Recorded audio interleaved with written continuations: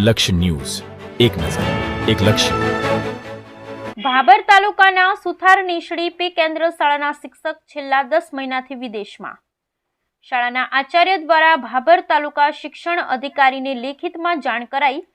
શિક્ષક એનઓસી વિના કપાત પગાર પર રજા ઉપર ઉતરી ગયેલ. બનાસકાંઠા જિલ્લાના શિક્ષકો વિદેશ ગયા અહેવાલને લઈ શિક્ષણ વિભાગ જાણે કે ઘોર નિંદ્રામાં હોય તેમ એક પછી એક વિદેશ ગયા હોવાની રાડ બૂમ ઉઠવા પામી. શિક્ષકોના અહેવાલો આવી રહ્યા છે ત્યારે વધુ એક ભાભર તાલુકાના સુથાર નીશળી પે સેન્ટર શાળામાં ફરજ બજાવતા શિક્ષક 10 મહિનાથી કપાત પગાર રજા મૂકી અમેરિકા ગયા હોવાના અહેવાલો મળી રહ્યા છે.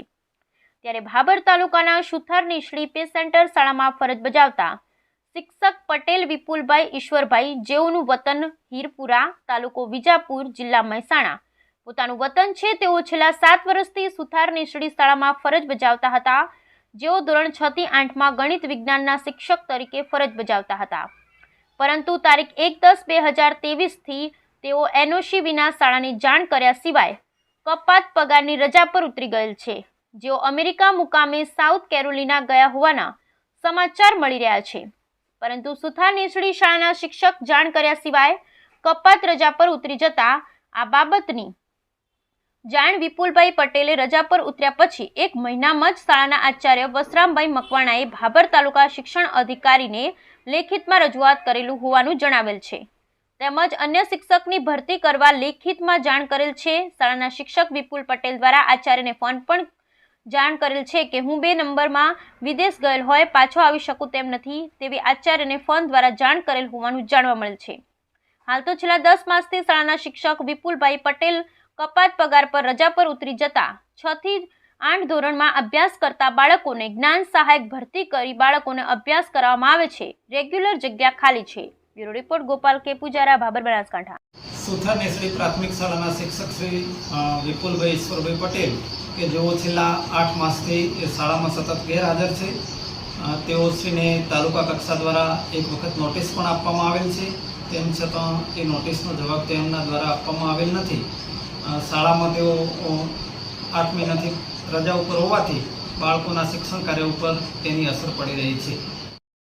બનાસકાંઠા જિલ્લાની અંદર છેલ્લા 3-4 વર્ષથી જે શિક્ષકો 1 વર્ષ કરતાં વધુ સમયથી સતત બિન અધિકૃત રીતે ગેરહાજર હોય એવા 33 શિક્ષકો સામે કાર્યવાહી પૂર્ણ કરી દેવામાં આવી છે.